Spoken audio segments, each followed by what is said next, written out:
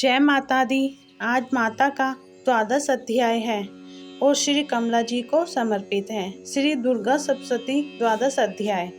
देवी बोली, जो पुरुष एकाग्र होकर इन स्रोतों से नित्य मेरी स्तुति करेगा, उसकी सभी बाधाएं मैं निसंशय नाश कर दूंगी। और जो मधु कैटव का नाश, महिषासुर का घात एवं शुंभ निशुंभ दोनों का वध आदि प्रसंगों का कीर्तन करेगा, और जो एकाग्र होकर अष्टमी, चतुर्दशी, नवमी तिथियों में भक्तिपूर्वक इन मेरे उत्तम चरित्रों का महत्व सुनेगा, उन्हें किसी प्रकार का अनिष्ट स्पर्श नहीं कर सकेगा। पापों से उत्पन्न आपत्तियां उन्हें दुखित ना कर सकेंगी। न दरिद्रता प्राप्त होगी, न प्रिय का वियोग होगा, शत्रु का भय नहीं होगा, लुटेरे तथा राजा से भी कोई भय नहीं आएगा, और ना शास्त्रों से, ना अग्नि से, ना जल राशि से कभी भय होगा। इसीलिए मेरा महात्म्य एकाग्रचित होकर पढ़ना चाहिए एवं भक्ति से सदा सुनना चाहिए। मेरा चरित्र परम मंगलदायक है। महामारी से उत्पन्न सभी उपद्रवों को तथा तीनों पापों को मेरा महात्म्य शांत कर देता है। मेरे जिस मंदिर में मेरा ये महात्म्य पढ़ा जा रहा हो, उस स्थान का मैं कभी त्याग नहीं करती। वहाँ मेरा सदा सन्निधान रहता है। बलिदान, पूजा, अग्निहोत्र एवं महोत्सव में इस मेरे सारे चरित्र का पाठ करें और श्रवण करें। इस प्रकार से विधि जानकर अथवा बिना जाने वाली बलि, पूजा, हवन आदि से जो कुछ भी करेगा, उसे मैं प्रतिपूर्वक ग्रहण कर लेती हूँ। शरद काल में मेरी वार्षिक महापूजा की जाती है। उस अवसर पर जो मेरे इस महात्म्य को भक्ति के साथ सुनेगा, उसकी सभी बाधाएं निवृत्त हो जाएंगी और वह धन, धान्य, पुत्र आदि से संयुक्त हो जाएगा। मेरी उस पर कृपा होगी, इसमें संशय नहीं है। मेरे इस महात्म्य को, मेरी उत्पत्ति की पवित्र कथाओं को एवं युद्ध में मेरे पराक्रम को जो पुरुष सुनेगा, वह सर्वदा निर्भय हो जाएगा। मेरा महात्म्य सुनने वाले पुरुषों के शत्रु नष्ट हो जाते हैं, कल्याण प्राप्त होता है और कुल आनंदित रहता है। सभी शांति कर्मों में मेरे स्वप्न देखने पर, ग्रहों की दुर्गम पीड़ा होने पर मेरा महात्म्य श्रवण करें, उसके सभी उपद्रव शांत हो जाते हैं। ग्रहों का दुर्गम पीड़ाएं निवृत्त हो जाती है। मनुष्य को देखा हुआ बुरा स्वप्न सुख संपन्न हो जाता है।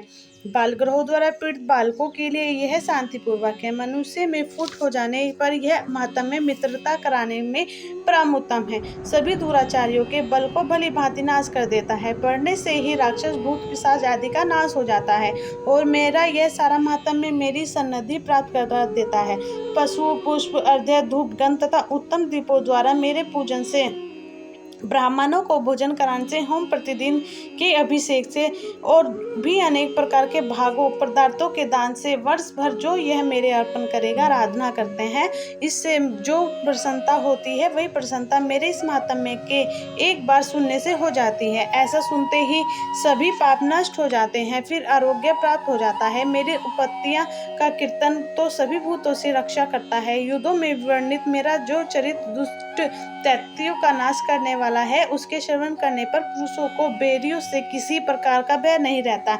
हे देवतागण, तुम लोगों ने जो मेरी स्तुति की है एवं ब्रह्मा ऋषियों ने जो की है और ब्रह्मा जी जो की है, वो ही सभी मंगलमयी बुद्धि देती है। वन में शून्य स्थान पर अथवा वन की अग्नि में घिरे जाने पर, शून्य स्थान में डाकों से घेरे जाने पर, शत्रुओं द्वारा पकड़े जाने पर, अथवा वन में शेर, चीता एवं जंगली हाथियों का पीछा कराने पर क्रोध में आकर राजा ने वध की आज्ञा दे दी हो, यह कैद में पड़ गया हो, अथवा महासमुद्र में जहाज पर बैठे जाने पर बाद में भारी तूफान आ जाए, उससे जहाज डगमगाने लगे, ऐसे अवसर पर घोर संग्राम में शास्त्रों का प्रहार होने लग जाए, सब प्रकार की बाधाएं पड़ रही हो, किसी महापीड़ा से आकुल हो, इस प्रकार की सभी घोर विपत्तियों से इस मेरे चरित्र का स्मरण करने वाला पुरुष छूट जाता है।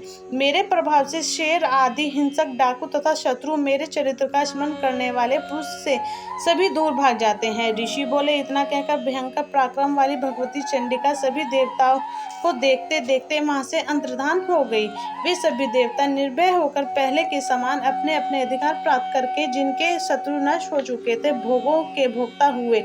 बाकी दैत्यों का काल सुनिए। जबकि देव शत्रु शुंभ युद्ध में मारा गया, जो शुंभ जगत के विंध्यवश पर तुला हुआ था, अतुल पराक्रमी भयंकर दैत्य था, उसके मारे जाने पर और भी महापराक्रमी निशुंभ के भी मर जाने पर बाकी के बचे खुचे दैत्य पाताल में भाग गए।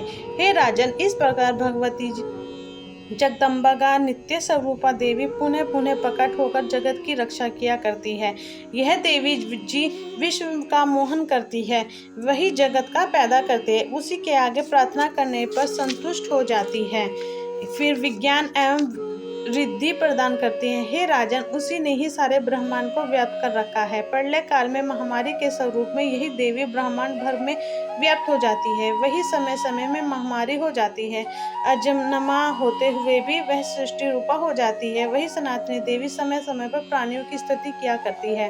मनुष्य की उन्नति के समय वही देवी घर घर में वृद्धिदायिनी लक्ष्मी रूपा हो जाती है, फिर अभाव के समय विनाश के लिए अलक्ष्मी दरिद्रता भी बन जाती है।